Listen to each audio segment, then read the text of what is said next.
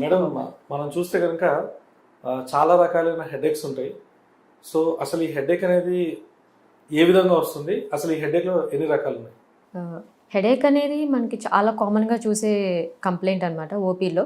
It is the most common neurological complaint that we see in the out patient departments. మనకి రోజు ఓపీలో మనకు వచ్చే పేషెంట్స్లో it is the most common and most neglected symptom కూడా అనమాట.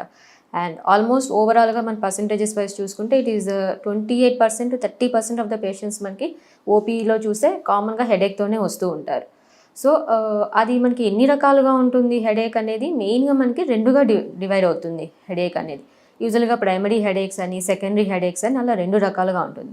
అలా డిఫరెన్షియేట్ చేయడం అనేది మనకి చాలా ఇంపార్టెంట్. ఎందుకంటే దాన్ని బట్టే మనకి నెక్స్ట్ ఇమేజింగ్ ఏంటి, ఎలా ఎవాల్యుయేట్ చేయాలి, ఎలా ట్రీట్మెంట్ చేయాలి అనే దాన్ని బట్టి కూడా మెయిన్ దాన్ని బట్టే ఉంటుంది. సో ఫస్ట్ పేషెంట్ మనకి హెడేక్తో మన ఓపీకి రాగానే ఫస్ట్ అది ఏ టైప్ ఆఫ్ హెడేక్ అనేది మనం డిఫరెన్షియేట్ చేయాలి.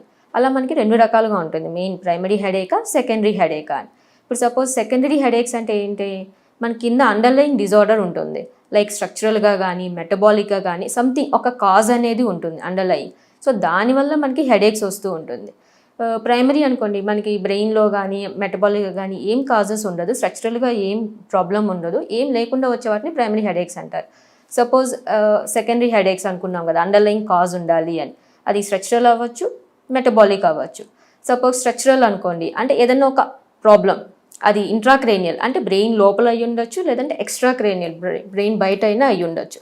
సపోజ్ ఎక్స్ట్రాక్రేనియల్ అనుకోండి, సింపుల్ మనకి సైనసైటిస్ వల్ల కూడా హెడేక్ వస్తుంది, అదొక రీజన్. ఇంకోటి సింపుల్ సైట్, చదువుకునే స్టూడెంట్స్ కానీ కొంచెం సైట్ వల్ల కూడా మనకి హెడేక్స్ వస్తూ ఉంటాయి. సో ఎక్స్ట్రాక్రేనియల్లో ఈ కాజెస్ కూడా ఉంటుందన్నమాట, లైక్ సింపుల్ సైనసైటిస్ అవ్వచ్చు, లేదా సైట్ అవ్వచ్చు, లేదంటే ఇయర్ ఇన్ఫెక్షన్ ఉన్నా సరే మనకి హెడేక్ వస్తుంది. అదే ఇంట్రాక్రేనియల్గా చూసామనుకోండి, అంటే బ్రెయిన్ లోపల మనకి ఏదైనా సబెరక్నాయిడ్ హెమరేజెస్ అంటాము, బ్లీడ్ ఉన్నా సరే, లేదంటే ఏదైనా క్లాట్ ఉన్నా, బ్రెయిన్కి ఏమైనా ఇన్ఫెక్షన్ ఉన్నా సరే, యాబ్సెస్ కానీ లేదంటే ట్యూమర్ కానీ అలా సంథింగ్ ఒక కాజ్ ఉంటే వచ్చేదాన్ని మనం సెకండరీ హెడేక్ అంటాం. అది ఇంట్రాక్రేనియల్ స్ట్రక్చరల్ కాజెస్ అంటాం.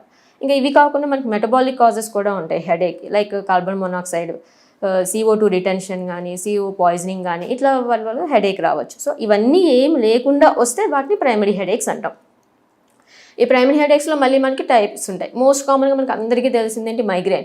ఏ సింపుల్ హెడేక్ వచ్చినా అందరు మైగ్రేన్ అంటారు. సో ప్రైమరీ హెడేక్స్లో మనకి రకాలు ఉంటాయి. అందులో మైగ్రేన్ ఒక రకం ఉంటుంది.